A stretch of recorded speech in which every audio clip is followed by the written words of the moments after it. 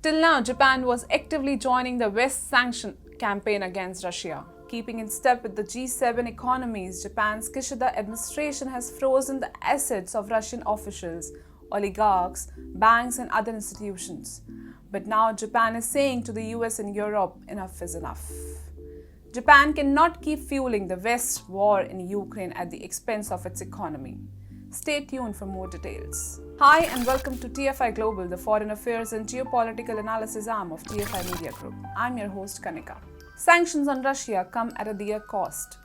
Who knows this better than Europe and America, whose economies are now faced with a dire economic crisis as a result of their reckless sanctions campaign against Russia.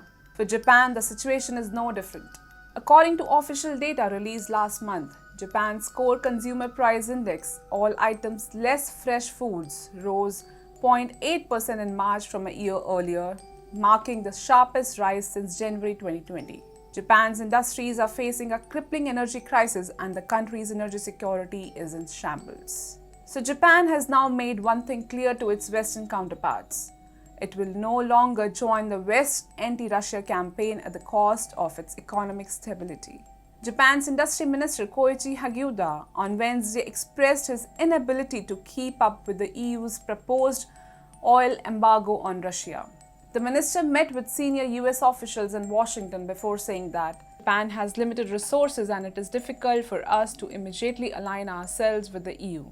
His remark came after the European Commission President Ursula von der Leyen said the EU is proposing to ban all oil imports from Russia by the end of this year.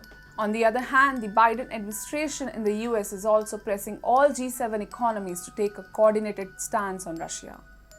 However, Japan's public reluctance is sure to impede Biden's efforts to bring all advanced economies on board against Moscow. It is important to understand that Russia is Japan's topmost energy supplier. The debilitation of ties between Russia and Japan inevitably disturbs the latter's energy security environment. Reuters reported that Russia's oil imports accounted for 4% of Japan's overall oil imports for the last fiscal year to March.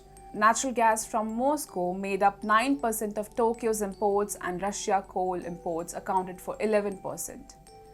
The Sakhalin-1 and Sakhalin-2 gas projects of Russia are also vital for Japan's energy security. Nikkei Asia reported that whereas shipments can take more than 2 weeks from Qatar and 3 weeks from the US to reach East Asia, LNG carriers from Sakhalin can arrive in days.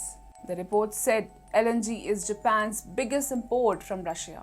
Sakhalin-2 can produce about 10 million tons of LNG per year, equivalent to more than 10% of Japan's annual imports. Apart from its energy concerns, Tokyo is also worried about rising anti-Ukraine sentiments in Japan. The rise of anti-Ukraine sentiments is linked to a recently posted video on Ukraine's official Twitter handle condemning racism or racism, with obvious parallels between Russia and fascism. In the video, Ukraine claimed that it will fight racism. However, the video included photos of German dictator Adolf Hitler and Italian dictator Benito Mussolini, along with Japanese Emperor Hirohito. That made Japan very angry.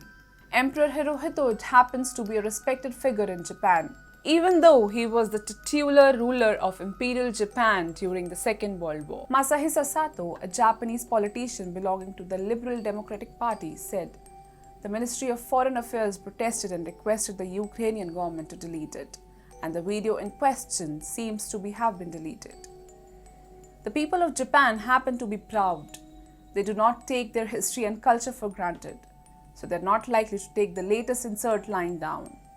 Till now, Japanese PM Kishida has been trying to support Ukraine by joining US sanctions against the Putin administration.